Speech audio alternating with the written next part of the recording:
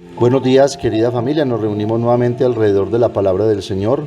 Hoy en este 16º domingo del tiempo ordinario, donde el Señor a través de algunas parábolas nos va a mostrar la grandeza del amor y de la misericordia del Señor, que no nos juzga para condenarnos, sino que nos juzga siempre para salvarnos en el amor. Nos reunimos en el nombre del Padre, y del Hijo, y del Espíritu Santo. Ven, Espíritu Santo, llena los corazones de tus fieles. Enciende en ellos el fuego de tu amor y renovarás la faz de la tierra. Espíritu Santo, ilumínanos y santifícanos.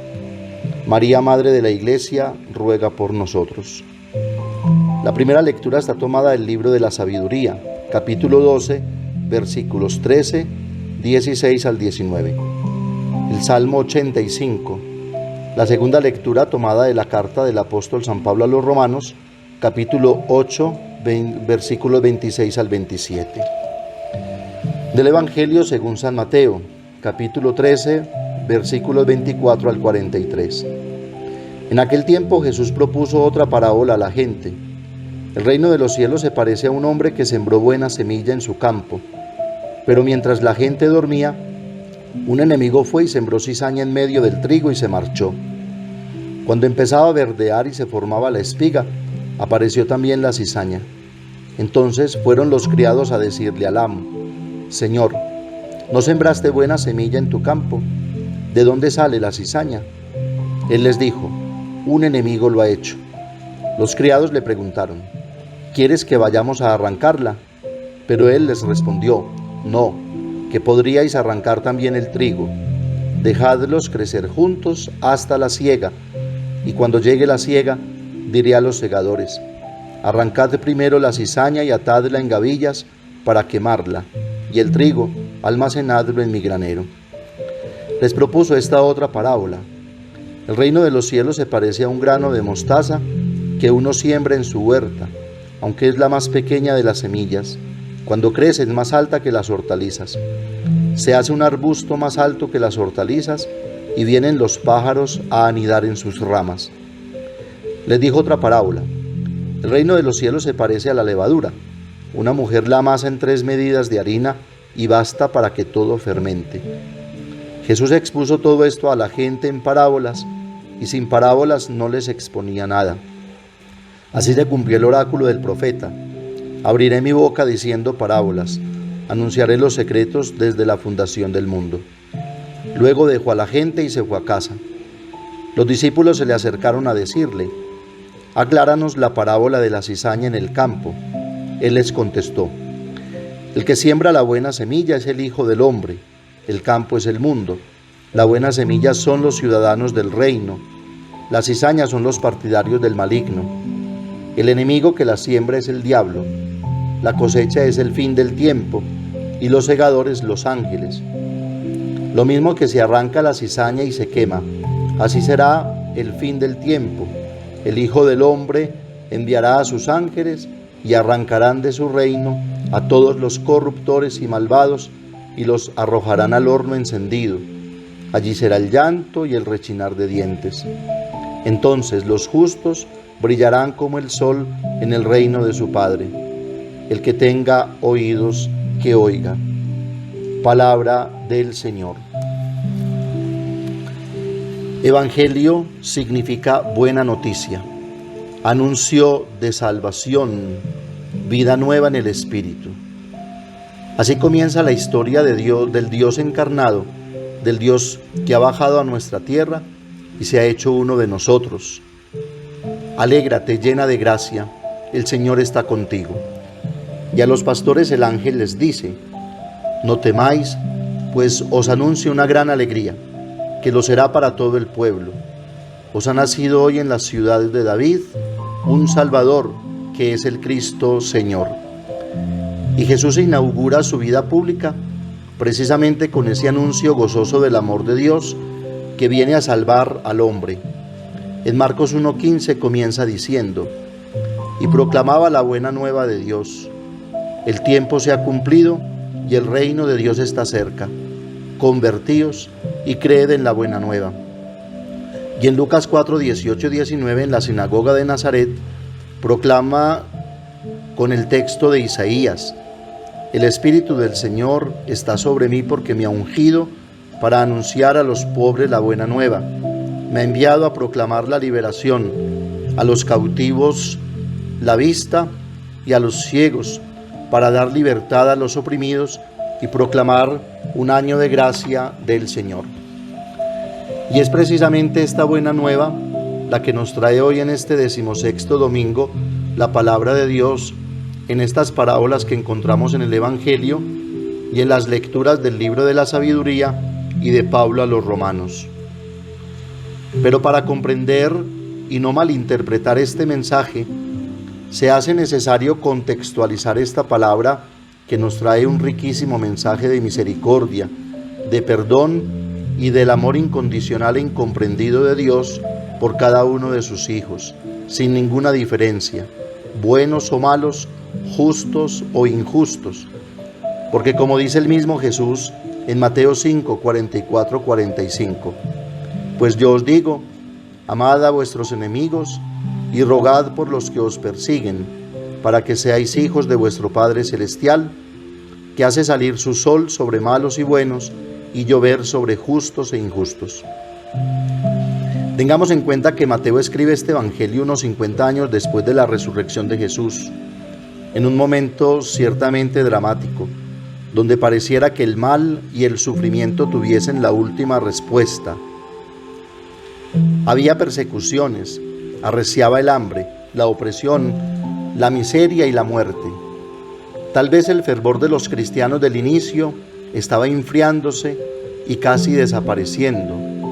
Las comunidades pasaban por duras pruebas y no alcanzaban a dar respuesta a los grandes interrogantes que han surgido desde el inicio de la creación y que todavía hoy nosotros nos hacemos. ¿Por qué existe el mal en el mundo? ¿Por qué el sufrimiento? ¿Por qué se debe morir si Dios, según el Génesis, sopló sobre nosotros espíritu de vida? ¿De dónde procede el mal? ¿Existe una vida después de la muerte? Si no somos culpables del mal, ¿por qué Dios nos castiga? ¿Por qué Dios ha hecho el infierno como un lugar de tormento para castigar allí a quienes no han sido responsables de su existencia y de su humanidad? En fin, Mateo quiere fortalecer la fe de esas comunidades de judíos convertidos al cristianismo y ayudarlos a dar respuesta también a nosotros con esa buena nueva que vino a traernos Jesús, instaurando el reino de Dios entre nosotros.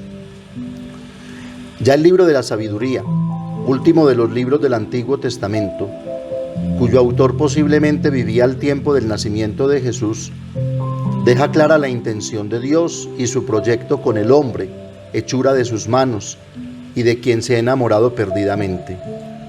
Dice: tu poder es el principio de la justicia y tu soberanía universal te hace perdonar a todos. Tú, poderoso soberano, juzgas con moderación y nos gobiernas con gran indulgencia. Obrando así enseñaste a tu pueblo que el justo debe ser humano y diste a tus hijos la dulce esperanza de que en el pecado das lugar al arrepentimiento. Pablo nos recuerda que no depende de nosotros el alcanzar o no alcanzar de Dios cuanto pedimos en nuestra oración, sino que Dios envía su Espíritu, que es vida y da vida, en ayuda de nuestra debilidad, porque Él es el conocimiento y el amor de Dios, y por eso gime con gemidos inefables, grita en el interior, porque es la fuerza de vida de Dios. Y dijo Dios, y existió. Y Jesús gritó: Lázaro, sal fuera. Y en el templo Jesús grita: vengan a mí los que están cansados y agobiados, que yo los aliviaré. De esto entonces deducimos que es la infinita paciencia de Dios y no nuestra intolerancia y afanes quienes pueden alcanzar esa salvación que ya Dios ha realizado por nosotros en su Hijo Jesucristo. Esta es la buena nueva que Jesús nos anuncia en el Evangelio, para la cual se hace necesaria una verdadera interpretación. Ante todo, se nos habla en el Evangelio de la convivencia del trigo y la cizaña, del bien y del mal. crecen juntos, sus raíces se entrelazan las unas con las otras, comparten el mismo campo. Por eso es necesario esperar el momento de la siega para no ir a dañar y estropear el trigo bueno. Con esto, el evangelista nos hace ya entender una realidad incontestable. En el hombre, en toda persona, conviven y existen tanto el bien como el mal. No somos buenos ni somos malos, somos buenos y malos contemporáneamente. Dios nos ha hecho buenos. Así lo refrenda el Génesis en el texto de la creación, cuando por 7 veces Dios ve que todo cuanto había hecho era bello, pues la belleza viene de Dios y por eso el hombre no puede más que extasiarse ante ella y desearla, porque Dios ha infundido en el corazón del hombre el deseo y el anhelo del infinito, porque Dios lo ha hecho a su imagen y semejanza, y Dios lo ha hecho para que continúe y perfeccione su obra creadora.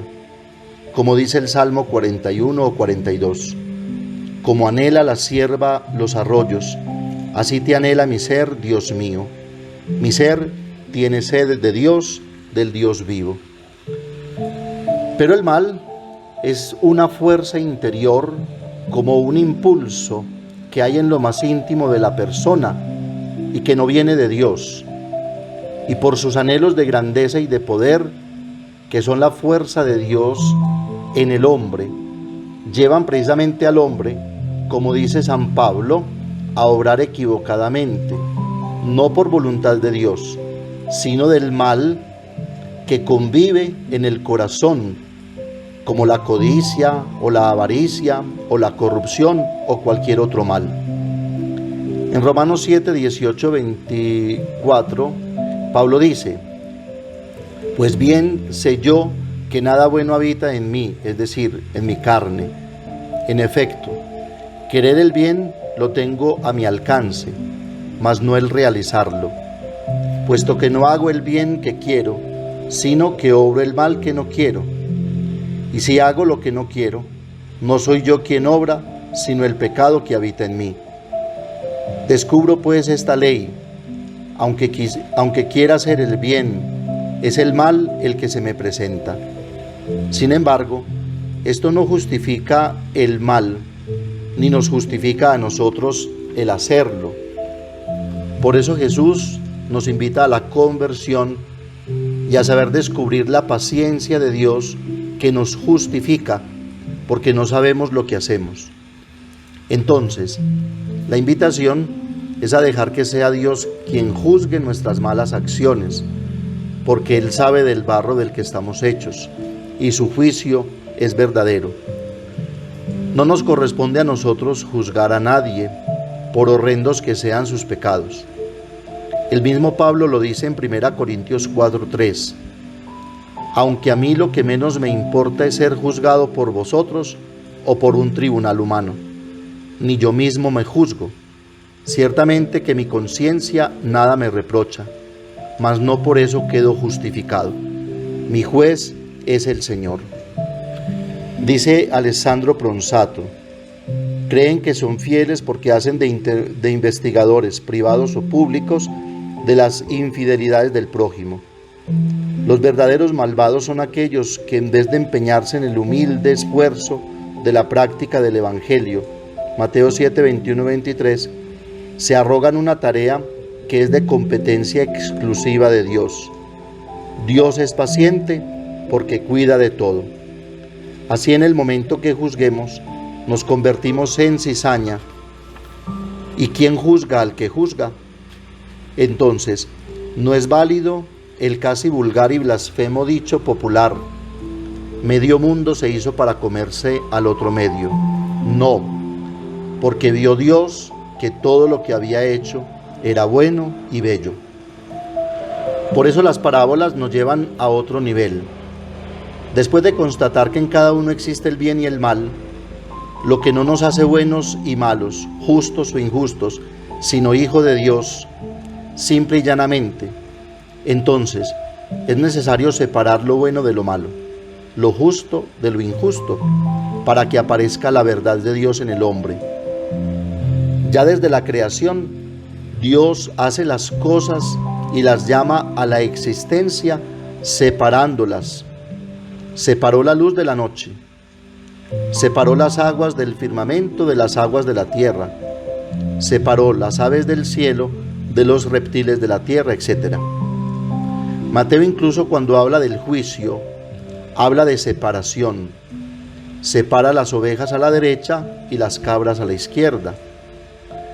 Y en la parábola de la pesca milagrosa, que también hace referencia al final, separan los peces buenos de los peces malos, como también se separa el trigo de la cizaña. Así, si no se hace ese proceso de separación, no podrá aparecer la buena calidad que hay en cada persona, que ha sido llamada por Dios a la existencia, a la vida y a ser su hijo. Ningún padre querrá mandar a las llamas del infierno al hijo de sus entrañas. Por eso es necesario ver en la persona no el mal que también hay en mí, sino el bien que comparte conmigo, porque todos hacemos parte de este mismo mundo donde Dios nos ha puesto para que lo compartiéramos y juntos lo construyéramos en el amor y en la solidaridad. Introduce Jesús así otras dos parábolas que se conocen como parábolas gemelas, porque tienen la misma enseñanza.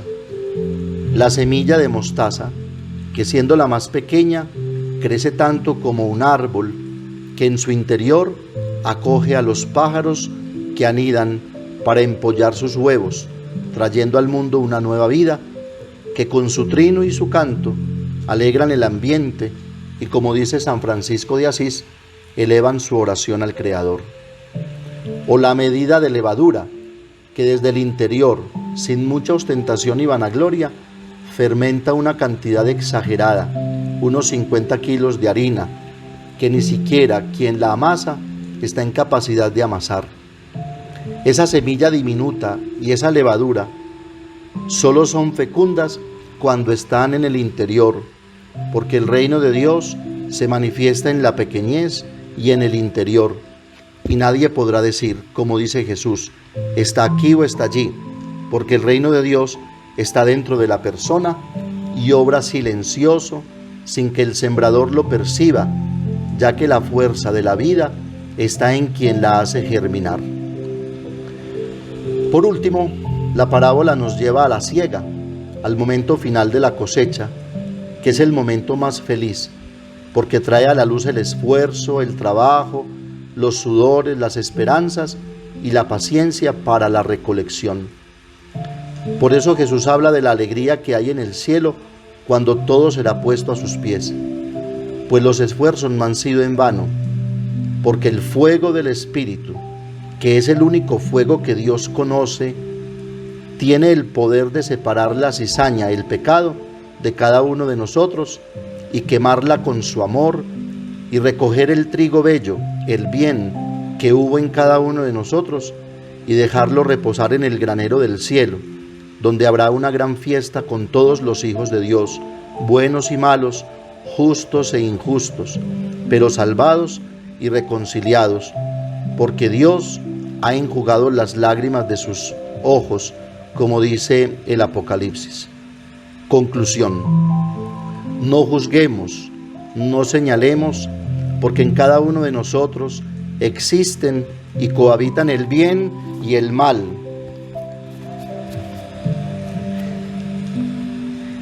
Y Dios es justo y es bueno, y Él tiene el poder de separar lo bueno de lo malo para dejar aparecer solamente lo bueno y rescatarnos como a sus hijos.